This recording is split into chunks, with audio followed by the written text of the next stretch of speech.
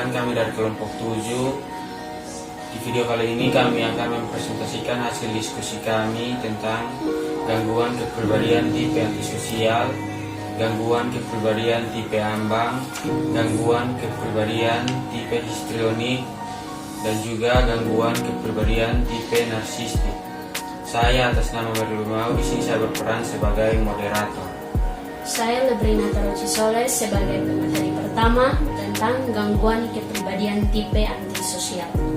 Saya Adirat Mirinaldi Babu sebagai pemateri kedua dengan materi gangguan kepribadian tipe ambang dan gangguan kepribadian tipe histrionik.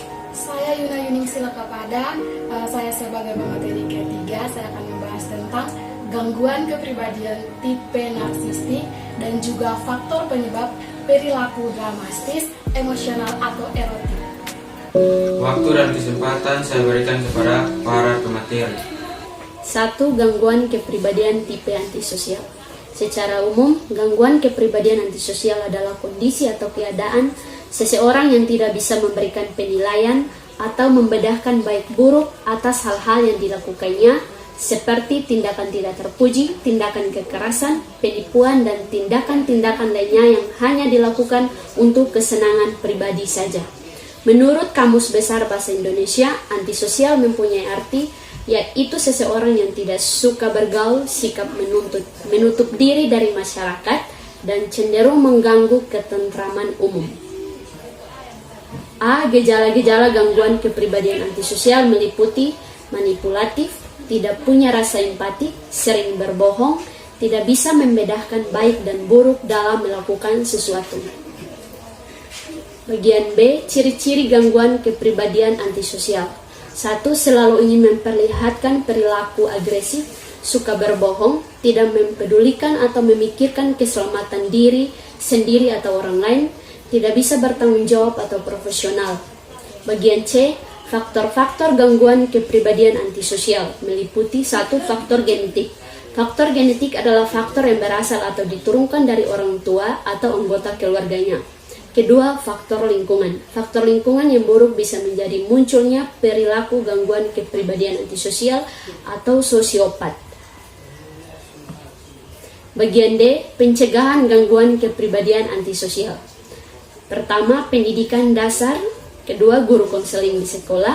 Ketiga, pendidikan di masyarakat. Dan keempat, bisa melalui pemeriksaan kepribadian atau kejiwaan. 2. Gangguan kepribadian tipe ambang. Gangguan kepribadian tipe ambang atau borderline personality disorder adalah salah satu jenis gangguan mental. Gangguan kepribadian ambang ditandai dengan ketidakstabilan akan gambaran diri, hubungan interpersonal, dan emosi individu.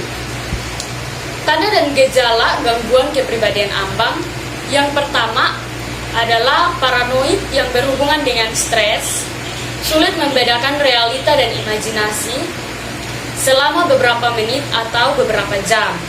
Yang kedua, perasaan kosong yang berlangsung lama dan berulang-ulang. Yang ketiga, perubahan pada identitas dan gambaran diri seperti pergantian nilai-nilai dan tujuan, melihat diri sebagai orang yang buruk atau merasa tidak hidup.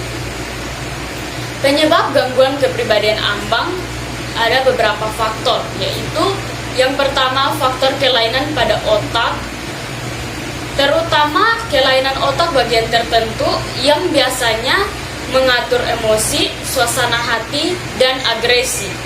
Yang kedua, faktor genetik. Ketika penderita memiliki keluarga, saudara, ataupun orang tua dengan gangguan kepribadian ini, maka keturunannya juga kemungkinan besar akan mengalami hal yang sama. Yang berikut adalah faktor lingkungan, seperti pernah mengalami pelecehan secara seksual atau secara fisik maupun emosional, terpapar dengan rasa takut, kemarahan, dan stres yang kronis saat masih anak-anak, atau diabaikan oleh salah satu atau kedua orang tuanya. Cara mengobati gangguan kepribadian ambang ada dua, yaitu yang pertama, psikoterapi. Terapi dapat membantu penderita belajar mengelola stres atau emosi, mengamati perasaan, meningkatkan hubungan dengan orang lain, dan mempelajari kepribadian ambang. Yang berikut adalah obat-obatan. Meskipun saat ini tidak ada obat resmi untuk gangguan kepribadian ambang, tapi penelitian telah menunjukkan bahwa beberapa obat dapat mengurangi gejala tertentu dari penyakit ini. Penggunaan obat-obatan biasanya dilakukan bersamaan dengan jalannya psikoterapi. Yang berikut yang ketiga adalah gangguan kepribadian tipe histrionik. Gangguan kepribadian tipe histrionik adalah salah satu dari sekelompok kondisi gangguan kepribadian yang disebut dengan kluster B atau dramatis. Terapi yang dapat diberikan kepada orang yang gangguan histrionik adalah terapi kognitif, terapi analitik kognitif, psikoterapi analitik fungsional, terapi interpersonal, penggunaan obat-obatan, dan perubahan gaya hidup. 4. Gangguan kepribadian tipe narsistik. A. Pengertian gangguan kepribadian tipe narsistik. Narsistik adalah kondisi gangguan kepribadian di mana seseorang akan menganggap dirinya sangat penting dan harus dikagumi oleh orang lain. Pengertian akan kepribadian narsistik sendiri berasal dari bahasa Yunani. Ketika seorang pemuda bernama Narcissus, ia jatuh cinta pada bayangannya sendiri ketika tidak sengaja ia melihat dirinya pada kolam air. Pengidap gangguan kepribadian narsistik ini memiliki perasaan yang mudah tersinggung dan bisa dengan mudah merasakan depresi ketika mereka dikritik oleh orang lain. B. Penyebab dari gangguan kepribadian narsistik. Sebenarnya penyebab utama yang bisa menyebabkan gangguan kepribadian narsistik ini belum diketahui. Seperti gangguan mental lainnya, penyebabnya sangat kompleks. Masa anak-anak yang difungsionalkan bisa saja memiliki korelasi dengan gangguan kepribadian narsistik.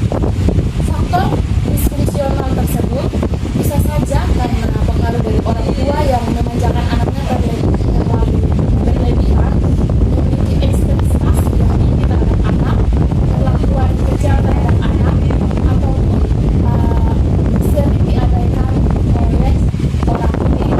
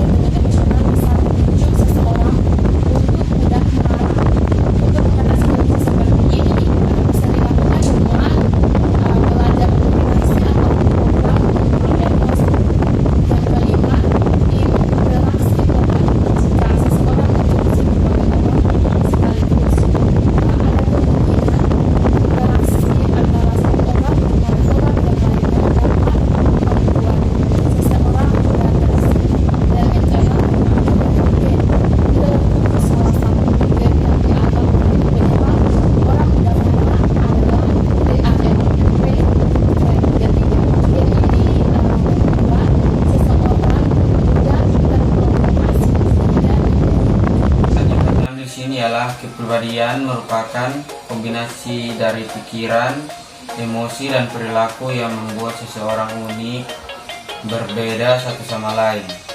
Dalam gangguan kepribadian yang ditandai oleh perilaku dramatis, emosional, atau erotik, atau yang terdiri dari 4 tipe, yaitu tipe antisosial, tipe gangguan kepribadian, tipe ambang, tipe histrionik, dan tipe narsistik.